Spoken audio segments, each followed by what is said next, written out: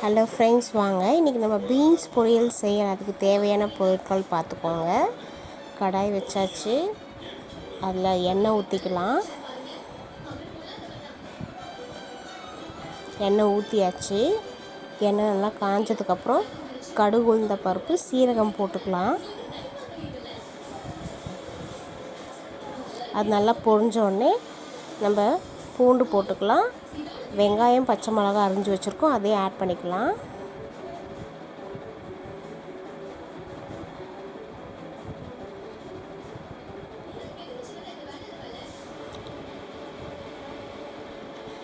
இது நல்லா மிக்ஸ் பண்ணிக்கலாம். நல்லா வதங்கட்டும். வதங்கியாச்சு. இதில் இப்போ நம்ம கட் பண்ணி வச்சுருக்க தக்காளி போட்டுக்கலாம். அதுவும் தக்காளியும் நல்லா வதங்கிடுச்சு. இப்போ பீன்ஸ் ஆட் பண்ணிக்கலாம். கட் பண்ணி வச்சுருக்க பீன்ஸ் ஃபுல்லாக சேர்த்துக்கலாம். அது கூடவே கருவேப்பிலையும் சேர்த்துக்கலாம். அதையும் நல்லா வதக்கி விட்டுக்கலாம். பாருங்கள்,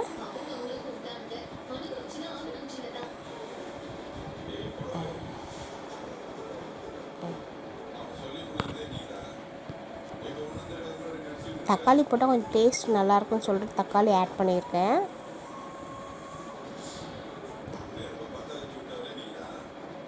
இப்போ தேவையான அளவு உப்பு போட்டுக்கலாம்.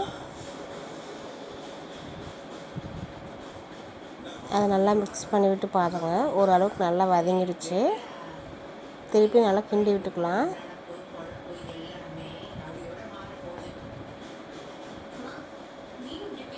பாருங்கள், பாதி வந்துடுச்சு. கையால் எடுத்து ப்ரெஸ் பண்ணி பார்த்துக்கலாம். இப்போ மஞ்சள்தூள் ஆட் பண்ணிக்கலாம். அதையும் நல்லா மிக்ஸ் பண்ணி விட்டுக்கலாம்.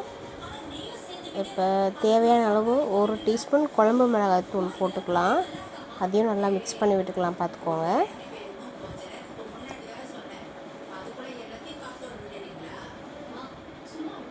மிக்ஸ் பண்ணி விட்டதுக்கப்புறம் இந்த காய் நல்லா கொஞ்சம் வேகிறதுக்கு தண்ணி கொஞ்சம் தெளித்து விட்டுக்கலாம். பாருங்கள்,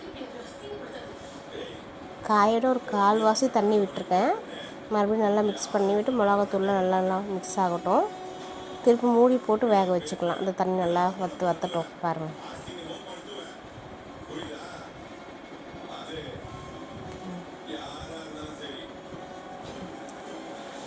இப்போ ஓப்பன் பண்ணி பார்த்துக்கலாம். காய் நல்லா வெந்துருச்சு. நீங்களே பாருங்கள், தண்ணியெல்லாம் வற்றுருச்சு.